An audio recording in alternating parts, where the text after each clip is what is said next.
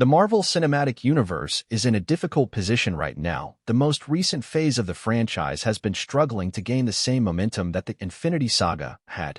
However, the MCU has benefited from the continued appearances by Elizabeth Olsen as Wanda Maximoff, a character whose arc has dramatically shifted thanks to her appearances in WandaVision and Doctor Strange in the Multiverse of Madness. Although Wanda's origins can be traced back to her appearance in Avengers: Age of Ultron, Olsen and her MCU co-star Aaron Taylor-Johnson first appeared together in the 2014 monster movie Godzilla. And instead of being the super-powered Maximoff siblings, they were a more grounded couple struggling through a kaiju attack. Who do Aaron Taylor-Johnson and Elizabeth Olsen play in Godzilla? As the first film in the MonsterVerse franchise from Warner Bros. Pictures and Legendary, Godzilla explores the emergence of the monstrous apex predators known as a MUTO, massive unidentified terrestrial organism. In a callback to the original Godzilla film from 1954, the film explores how Godzilla was trapped in the Bikini Atoll coral reef and nearly destroyed by nuclear weapons. Godzilla's re-emergence sparks seismic activity in Japan in 1999 that kills the researcher Dr. Sandra Brody, Juliette Binoche. Sandra's husband, the Janjira nuclear power plant engineer Joe Brody, Bryan Cranston, becomes obsessed with finding the creature. Aaron Taylor-Johnson stars as the U.S. Army Lieutenant Ford Brody, who joins his father in searching for Godzilla. Although the two men have been at odds with each other since the accident, their shared interest in finding Godzilla allows them to bond.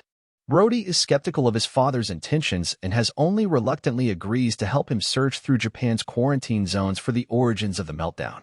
However, Brody is motivated to put an end to a potentially disastrous threat to humanity because of his desire to protect his family. Olsen co-stars as Brody's wife, Elle, who serves as a nurse at the San Francisco General Hospital. Elle is put in danger once two-winged MUTO creatures emerge from a massive chrysalis in the nuclear plant, prompting Godzilla to go on a rampage across the world in order to engage them in combat. Brody's desire to ensure his family's safety is what leads him to join a mission initiated by Admiral William Stenz, David Strathairn, to contain the threat. It's certainly one of the more fleshed-out human storylines in any Godzilla movie. Godzilla puts an emphasis on human characters unlike other American films within the franchise.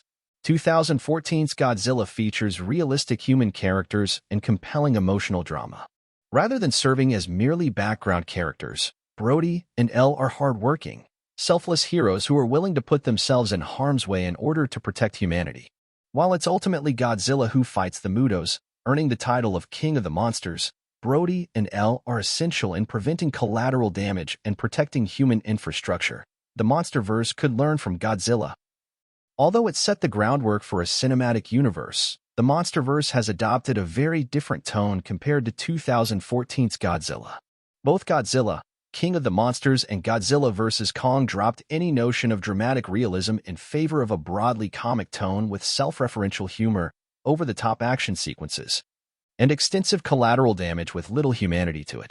While this may have endeared the series to a wider audience, the success of Godzilla -1 indicates that kaiju movies can succeed by taking themselves seriously.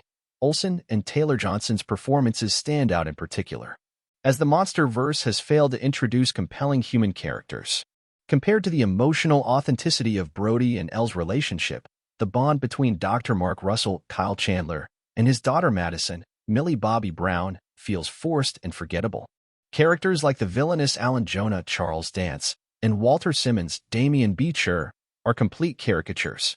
Considering that the MonsterVerse itself is showing no signs of slowing down with the impending release of Godzilla x Kong: The New Empire, it hopefully won't be the last time that Taylor-Johnson and Olsen get to make an appearance in the series.